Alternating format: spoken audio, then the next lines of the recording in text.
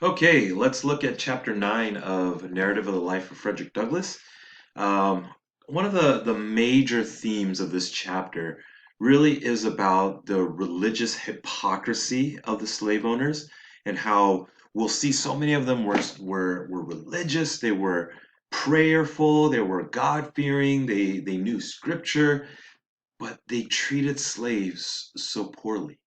And they used religion, they used scripture to support the evil acts that they were doing. And so I hope we see that theme in this chapter that was fleshed out a little bit earlier, but kind of really is ramped up here in this chapter. And so we see that he's living with Master Thomas Auld for the second time. And it's after a few years where he was living on Colonel Lloyd's plantation, and so there's a disconnect. They don't really know each other because they're like strangers now. And what we're finding is he's beginning to experience the reality of pain that comes with being a slave. And one of the ways he experiences it in this first chapter or first paragraph, I'm sorry, I keep saying chapters. First paragraph is from hunger. How Master Thomas wasn't giving them enough food to eat. And that was kind of the first experience he had of this torturous time in slavery. Um, he felt the painful gnawings of hunger, something he had never experienced before. Um, and that's how he exhibited his cruelty. And so look at how much he was given to eat. For the four slaves who are working in his kitchen, this is towards the end of the first paragraph. They were given half of a bushel of cornmeal per week. So it'd be a good idea to Google search how much a bushel is of cornmeal, and that's all they were given for a full week. Yeah, it's right here at the end of this page. And they, yeah, they just weren't given enough to eat. And towards the end of this paragraph, he talks about the pious nature. Pious means like really religious, devout, um, God fearing, the pious nature of his slaveholders um, kind of caused them to be even more cruel to their slaves. So look at this last sentence here. A great many times have we poor creatures, and there's that theme again of being dehumanized. He doesn't call himself a human. He says he's a creature, been nearly perishing with hunger. When food in abundance lay moldering in the safe and smoke house, and our pious mistress was aware of the fact, and yet that mistress and her husband would kneel every morning and pray that God would bless them in basket and store. And so you see the hypocrisy there, where they were praying to God and praying for provision, and yet not providing for their slaves. And he just goes into how terrible of a slaveholder his master was, Captain Auld. And what's interesting is he was not always a slaveholder, yet, and this continues that theme of slavery really tainting and causing people to become evil. Because Captain Auld wasn't always a slaveholder; he was not born a slaveholder; he was poor.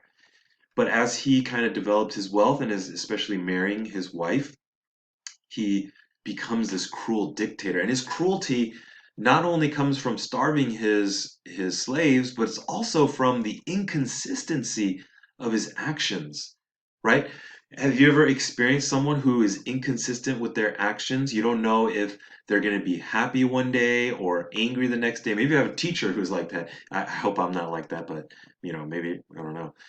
But if you've ever gone into class and you just don't know what to expect, whether the teacher's going to be in a bad mood and punish you guys, or he's going to be in a happy mood and be nice to y'all.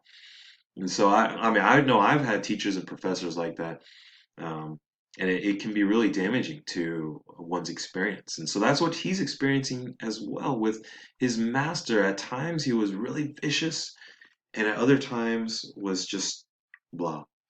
But really, the rub comes towards the middle of this paragraph where he becomes extremely cruel when he attends a Methodist camp meeting in Bayside, Talbot County, where he experienced religion. You see that in the towards the middle of the page there? And he becomes religious.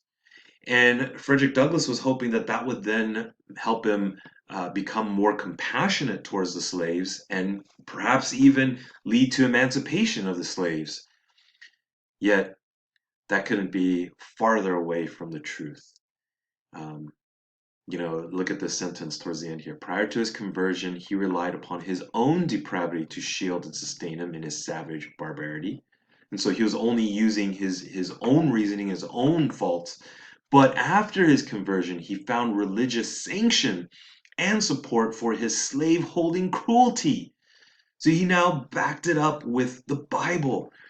And he was a prayerful man, so he would call upon the name of God to enact his cruelty intention. And that's a theme that comes up so much. And that's honestly what destroys Christian ministry. And as a Christian, I and hopefully you're feeling this way, that there's just been so many people who've destroyed what good and value there is in following Jesus by being a bad representative.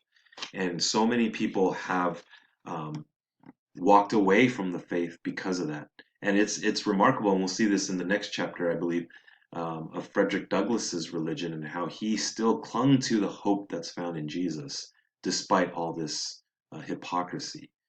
And I want you to write down these names in your active reading guide. Mr. Storks, Mr. Erie, Mr. Humphrey, and Mr. Hickey. Um, sorry, I had to pause there real quick. But these are four other religious men, preachers, in fact, who would come to the house and live there, and they were not good people either. The only person who was ever good, and I want you to write this name down as well, is Mr. George Cookman, who helped another man, Mr. Harrison, emancipate his slaves. And so he and Frederick Douglass was thinking that maybe he was someone who used religion to free slaves. And so make sure you take note of that. And one of the few people in this entire book who is actually helpful to slaves. And again, like look at this middle paragraph here. While he was living with his master at St. Michael's, Mr. Wilson wanted to instruct the slaves in Sabbath school. But then two other men, Mr. West and Mr. Fairbanks, class leaders, so they're religious leaders, they came in with their sticks and other missiles, things to throw at them, and drove the slaves off and forbade them to meet again. And again, that's that theme of keeping education from slaves and keeping them uneducated to perpetuate their position of slavery. And here's another example of how Mr. Thomas, Captain Thomas, the master, used scripture to support his injustices, his cruelty. Is there anything else? Oh, and then last but not least, we come to Mr. Covey. So Mr. Captain Thomas Auld, the master, he rents Frederick Douglass to Mr. Covey, a poor man, a farm renter, who is known for breaking young slaves. So keep that name also in mind and write it in your active reading guide, Mr. Covey. All right, he's going to become a very important character in the next chapter.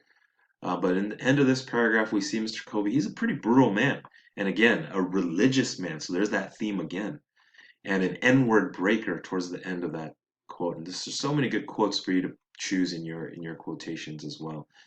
And so he goes to live with Mr. Covey for a year, and that will really kind of propel his movement into running away. And we'll see that in the next chapter. So continue reading along.